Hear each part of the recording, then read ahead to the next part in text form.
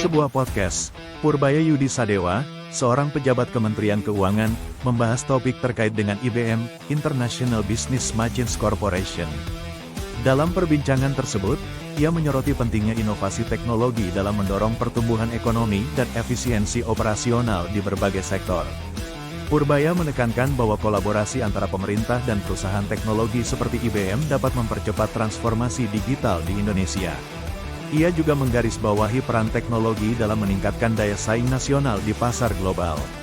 Selain itu, Purbaya mengajak semua pihak untuk terus mendukung inisiatif-inisiatif yang berfokus pada pengembangan sumber daya manusia dalam bidang teknologi agar Indonesia tidak hanya menjadi pengguna, tetapi juga pencipta teknologi.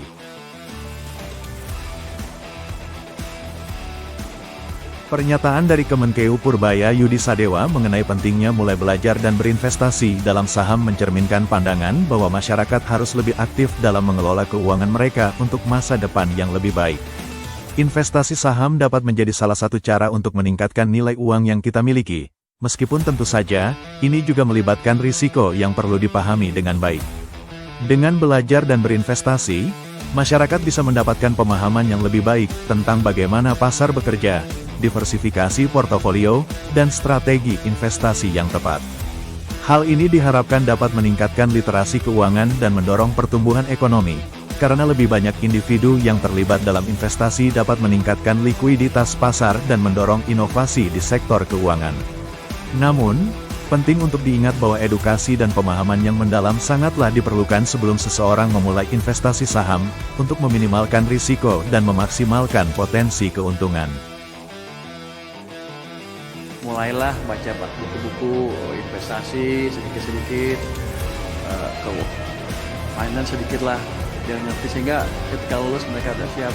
Jadi pada dasarnya sih strateginya adalah, kalau saya waktu itu ya, yang paling gampang dulu nabung seperti kata tadi ya. Habis itu berani dikit ada uang lebih, sisihin separohnya, main di beli obligasi pemerintah yang retail. Habis itu punya lebih sedikit lagi, beli saham. Punya sedikit lagi kita belah, berani main kripto. Tapi gini, semua investasi yang beresiko itu harus dibekali dengan ilmu yang cukup.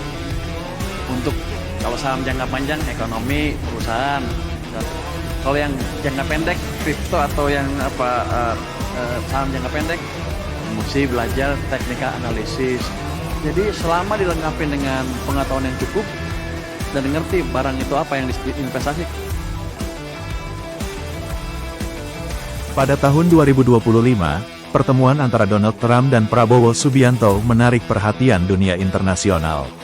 Pertemuan ini dianggap sebagai langkah strategis dalam memperkuat hubungan bilateral antara Amerika Serikat dan Indonesia.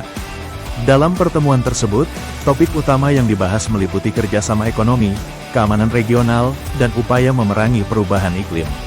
Kedua tokoh ini dikenal dengan pandangan politik yang kuat dan seringkali kontroversial, sehingga pertemuan mereka menimbulkan berbagai spekulasi di media.